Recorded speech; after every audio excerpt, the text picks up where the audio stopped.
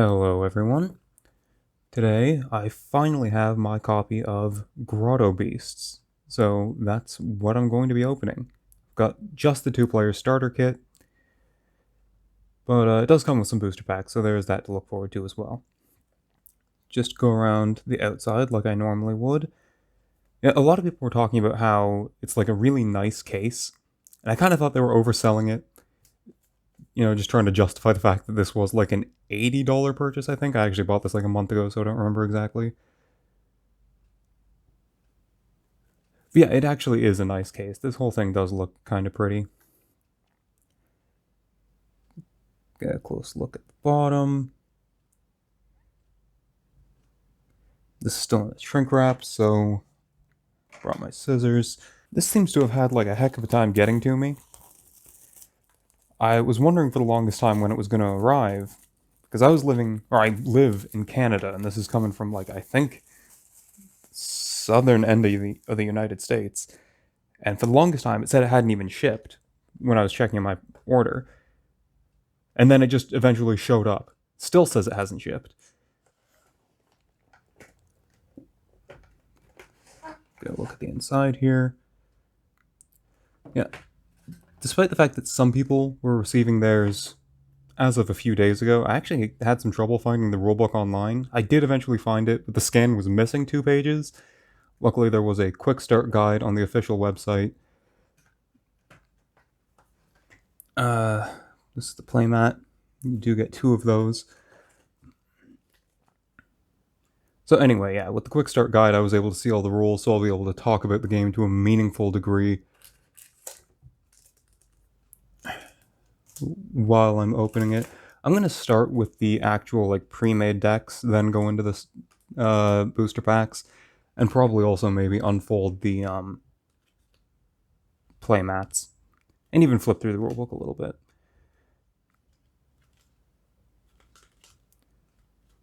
A little bit smaller than I thought. I think these are 42 cards each, is what it said on the back. I guess I'm just so used to playing with sleeved cards that seeing the size of an unsleeved set of 40 cards just surprises me. You do get some dice. The game does have a degree of randomness, so it's nice that these are included. We'll take a closer look at them.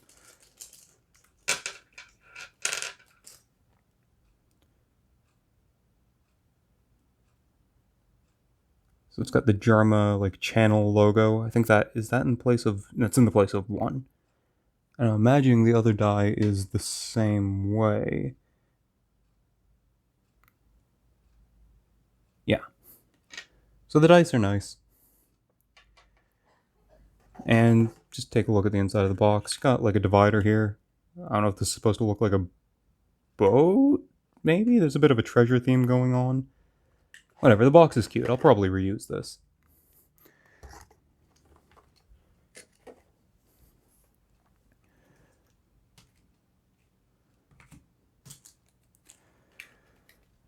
So we'll start with lots of grottos.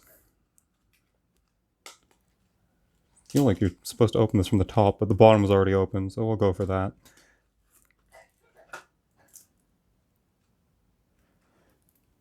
Just bring this back closer to me so I can get into this shrink wrap.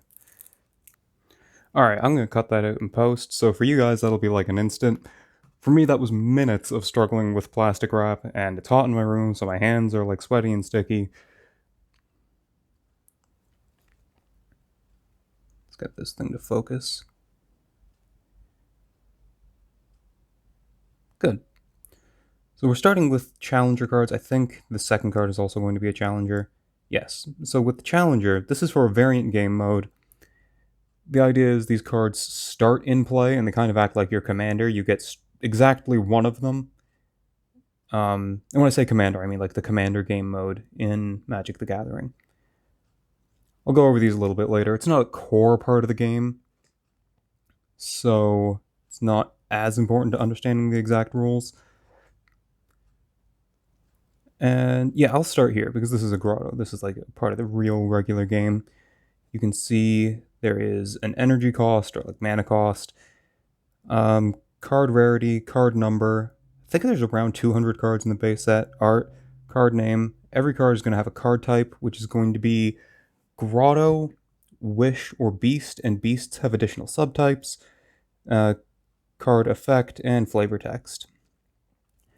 So you have, when you're playing, you've got your 40 card deck, and like a discard pile, a pile card with the summoning pool, and a pile for scoring cards.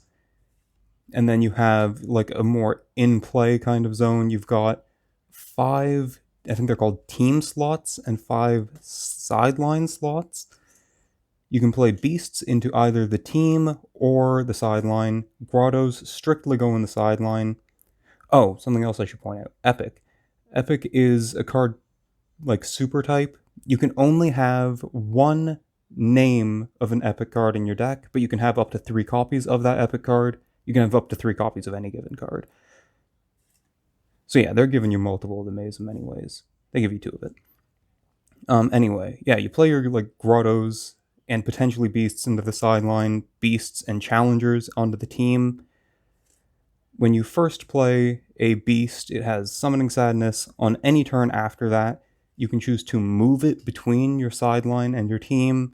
If it's on your team, you can use it to attack. When you attack on your turn, you declare all of your attackers simultaneously.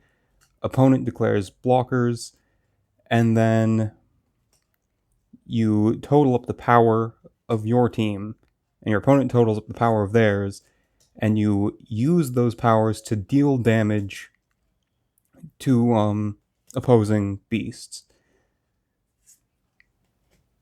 If enough damage... Yeah, here we go. You can see the power up there in the corner. So if enough damage is dealt to a beast to equal its power, it is discarded. It's just sent to the graveyard. Any excess power the attackers have is then scored. When you score cards, which is something that happens either through combat in the way I just described, or through card effect, you take cards off the top of your deck and put them into your score zone. I think it's the first player to score 10 cards is the winner. So that is like an interesting way to handle health. Playing cards is called summoning, and that is universal across all 3 of the card types. You summon beasts, you summon wishes, you summon grottos.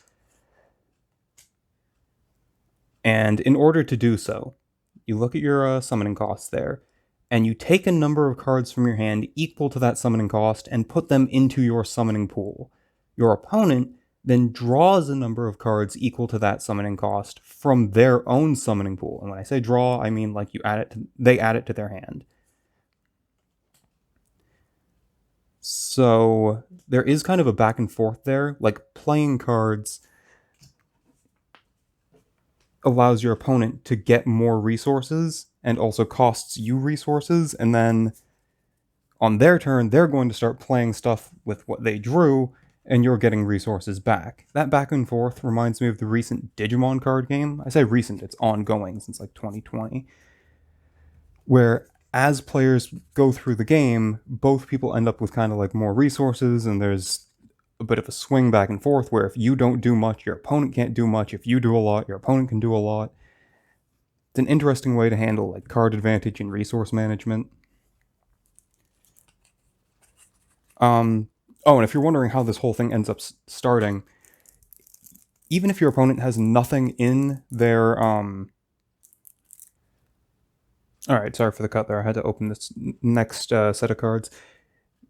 Even if your opponent has nothing in their summoning pool, you are guaranteed 1 minimum summon per turn. And if your opponent has nothing in their summoning pool, when you go to play a card, they draw cards. Instead of drawing from their summoning pool, they draw it from the top of their deck. So you can never starve your opponent of resources by playing stuff when they're out of stuff in their summoning pool. And once your opponent does that, once your opponent has to like draw cards from their deck instead of their summoning pool, that's essentially like the end of your turn. You can still attack, but you're not playing any more cards. You can only continue to play additional cards if your opponent's actually getting stuff out of their summoning pool.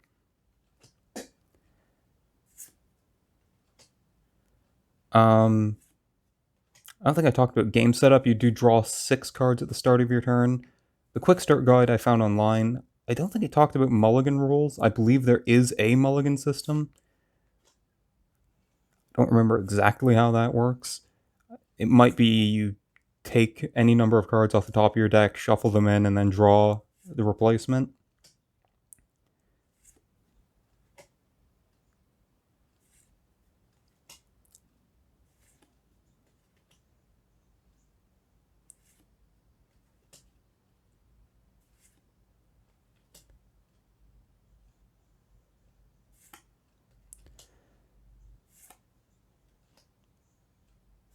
So something I found interesting, because even though I haven't seen all of the cards in the form of their art, I have read, I think, all of the card effects. Someone posted a Google like Sheets kind of thing. It was just a database of all of the relevant card information, name, effect, power, summoning cost, etc. There's like no filler cards in this base set. I almost want to do a review of the whole thing because every card, even if some are better than others, every card definitely seems to have an intended use in some deck. Oh, I made an absolute mess of this pile of cards, which is a good thing in a base set, especially in a game where there doesn't seem to be any intention of having like a draft format based on how expensive the packs were and the limited distribution and all else. So there's no need for cards that just kind of fill a generic purpose. Every card, if constructed as the only format you're catering to, every card should have a purpose in a constructed deck. And that seems to be the aim they had. Get a better look at the card packs.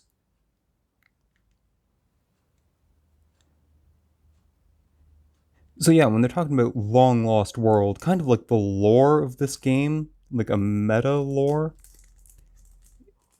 is that Grotto Beasts was a card game from the 90s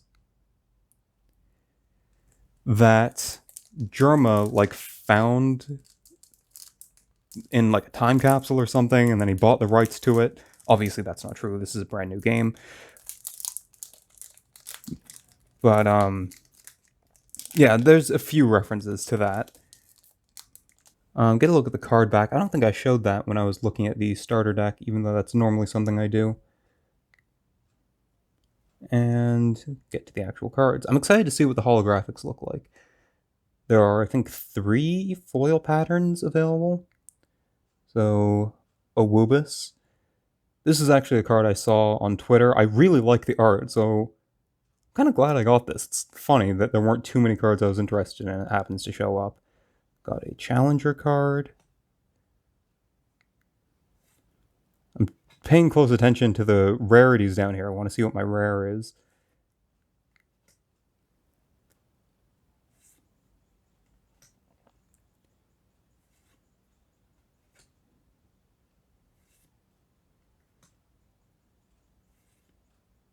There we go. Oh, there is something else. So the rare is the second last card, unless it's just random. And it's an epic. So that's neat. Oh, and there's the holo. So this has like a dot pattern with some like circles missing in the middle of the bubbles. Interesting looking.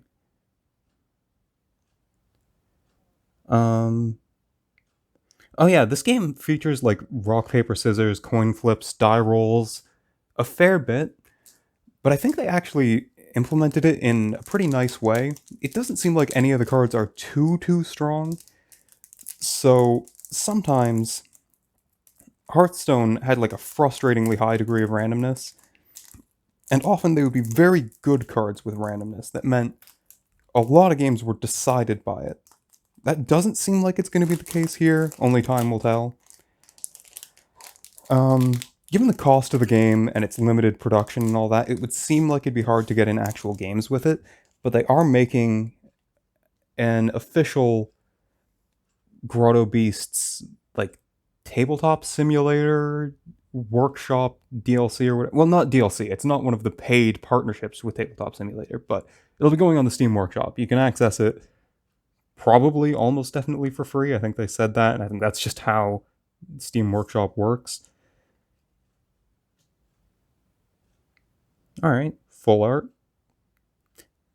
I think all of the challenges are, and I just am like not acknowledging that until now. Anyway, yeah, with the tabletop sim, That's definitely how most people are going to get their games in.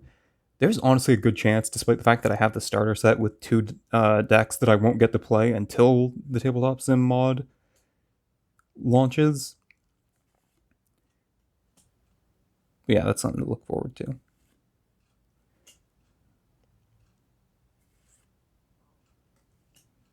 Keep trying to count how many cards there are, and then I lose track. And here's the rare. Another epic. I wonder if I wasn't paying attention to the rarities of the cards in the starter decks. I wonder how many of the rares are epics. That might be like a thing they do a lot, maybe. Can't summon Blade Miss if you have another in play. Because that's kind of maybe a card you'd only want one of anyway. And this is a different holo pattern, so that confirms that there is at least two. This one is smaller dots. Alright, so that's all of it for the cards. I'm going to do a brief flip through of maybe the rulebook, because there is a little bit of art in it. It is supposedly, not that I've seen it, but it's supposedly decorated in some way. And maybe I'll also try and unfold these. Oh, the playmats are much larger than I was anticipating.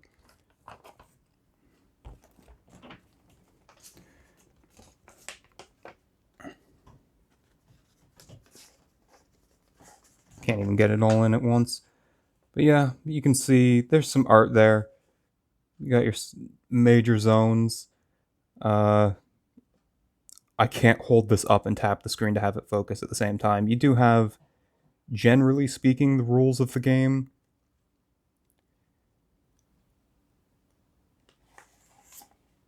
And your 5 game slots there. Sideline, team. The other one is going to be the same thing, but with slightly different art. It definitely has a blue color scheme.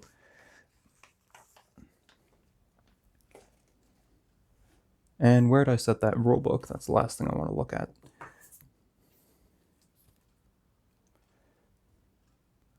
I've got this here.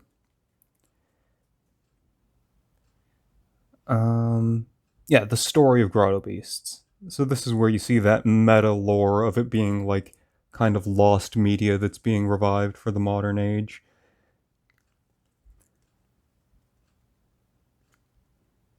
See if there's anything else interesting to look at. This is like a fairly hefty rulebook. Something I noticed, despite the fact that this is intended to be like a casual sort of game for like potentially an audience of people that don't really play a lot of card games, because it is just a lot of these cards are references to Germa streams. This was also intended to be channel merchandise. Give credit where credit is due. Let's show off this page a little bit.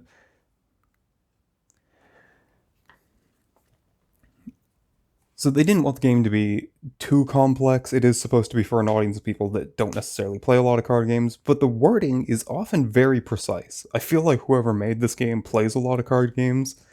I feel like one of the cards has the phrase, "and if you do," and that immediately just reminded me of like Yu-Gi-Oh cards having that wording a lot, where like something might happen, but if something else interrupts it, then that prevents the second part of the effect from taking place. I do intend to talk about this game a bit more in the future. I don't know if I'm going to wait for the Tabletop Sim mod to come out, because then I can actually get in some games instead of it just being wild speculation on my part. And once the wiki comes out, because they are planning on making an official wiki, I might do like an overview of maybe my favorite cards or the most interesting cards. Only time will tell. There have been plenty of times where I say I'm going to make a video and then I just don't, because I can't think of exactly what I want to say about it. And it's not as easy as just opening cards and looking at what's in front of me. Anyway, this has been a pretty cool thing. I've been looking forward to this for a long time. It's nice to see an independent card game come together like this. Yeah, I do want to cover Grotto Beasts a lot more in the future. We'll see if that actually ends up happening. And if it does, I'll see you then.